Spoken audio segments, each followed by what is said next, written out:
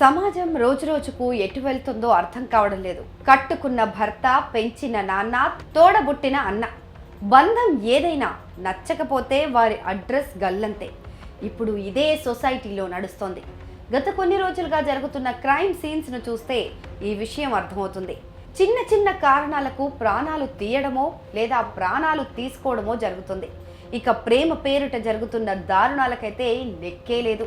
విచిత్రంగా పెళ్ళైన వారు సైతం ప్రేమించిన వారి కోసం కట్టుకున్న వారిని, కన్నవారిని, ఆఖరికి కడుపున పుట్టిన వారిని కూడా కడదేరుస్తున్నారు. ఆడవారు సైతం ఇలాంటి నేరాలకు పాల్పడుతుండటం ఇప్పుడు తీవ్ర చర్చనీయాంశంగా మారుతోంది.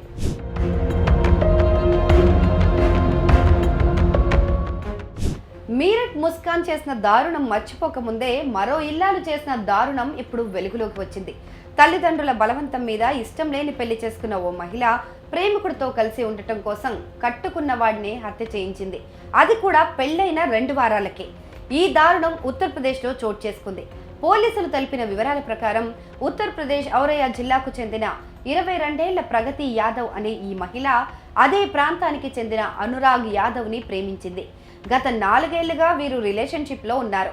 అయితే ప్రగతి తల్లిదండ్రులకు ఆమె ప్రేమ వ్యవహారం తెలియడంతో 20 రోజుల క్రితమే, అంటే మార్చ్ 5, 2025న దిలీప్ అనే వ్యక్తికి ఇచ్చి బలవంతంగా ఆమెకు వివాహం జరిపించారు.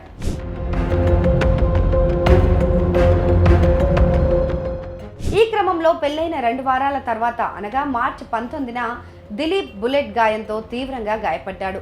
చికిత్స నిమిత్తం కుటుంబ సభ్యులు అతన్ని స్థానిక కమ్యూనిటీ ఆసుపత్రిలో చేర్చారు. ముందుగా సైఫై ఆసుపత్రికి తరలించి ఆ తర్వాత మధ్యప్రదేశ్కి తీసుకెళ్లారు. అక్కడ కూడా ఆరోగ్య పరిస్థితిలో ఎలాంటి మార్పు లేకపోవడంతో తిరిగి ఔరయ్య జిల్లా ఆసుపత్రికి తీసుకురాగా మార్చి 20న దిలీప్ చనిపోయాడు.